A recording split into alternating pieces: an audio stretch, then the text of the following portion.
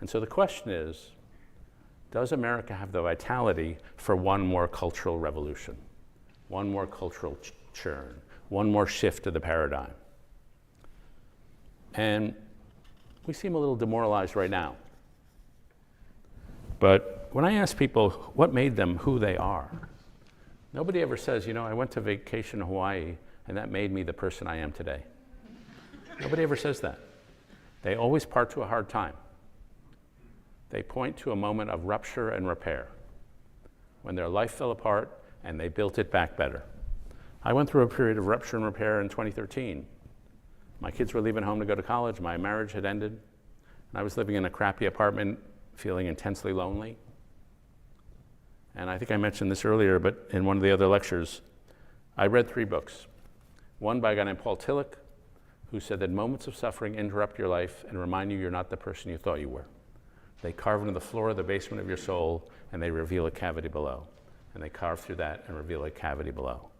So the moments of hardship, like the one we're in nationally, you see deeper into your own nation or your own self than you did before. Second, I read a book on Henry Nouwen, who said, when you are in pain, you have to stay in the pain to see what it has to teach you.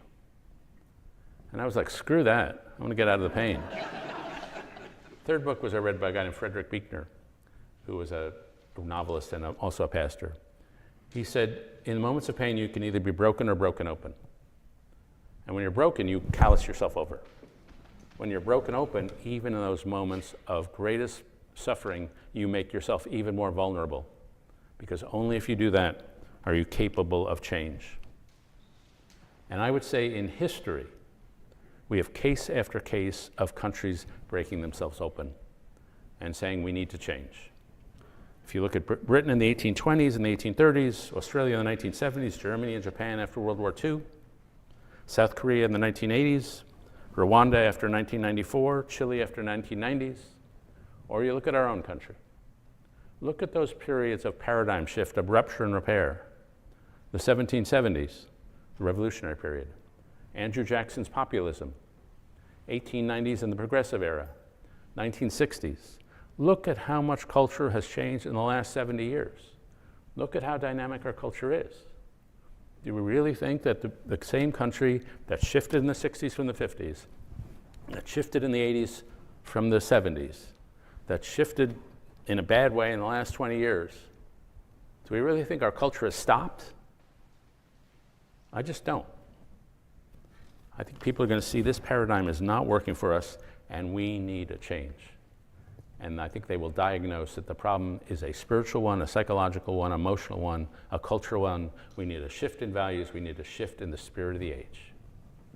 The zeitgeist, what we call the dominant paradigm, that's just tremendously valuable. And it depends on people. Cultural shifts doesn't happen from the top. It happens from all of us. It happens in universities, but it also happens in the arts. It happens in community organizations. It happens in religious organizations. Culture is the common collective response to the problems of the moment. And people just spontaneously shift. That's how these cultures change. And I have every confidence, looking at history, we've been through this before. It's a question of how we all act, whether we decide we're in a doom loop of resentment and we just say, stop, stop. We're not going to participate. We're going to find people who exemplify the higher virtues. I was at a bar a couple of years ago, and if you had seen me there, you would have said, sad guy drinking alone. But I call it reporting. And I was scrolling, and it was like a month after October 7th. And as you can imagine, I was on Twitter scrolling through all these brutal images. And it was horrible. But then I scroll across an image that was different. And it was an interview probably done like in the early 60s with James Baldwin. And Baldwin is talking to an unseen interviewer, and he says, you know, there's not as much humanity in the world as one would like. But there's more than you would think. There's enough. And then he says, well, you got to remember, when you walk down the street, every person you see, that person could be you. You could be that person. And that person has so much in common with you. And so you've got to look at those people and say, that could be me. I could be that wonderful person. I could be that shitty person. And you've got to decide who you're going to be. Now, James Baldwin, because of the way he'd been treated by this country for his race and other reasons, had been treated pretty shabbily in America. He had every right to be calloused over. He had every right to be bitter. And sometimes he was bitter. Sometimes he was angry, if you read his writing. But even in this circumstance, he was making a statement that's the ultimate source of humanism, that every person you see, you could be that person could be you. And the phrase that leapt to my mind when I saw that was defiant humanism.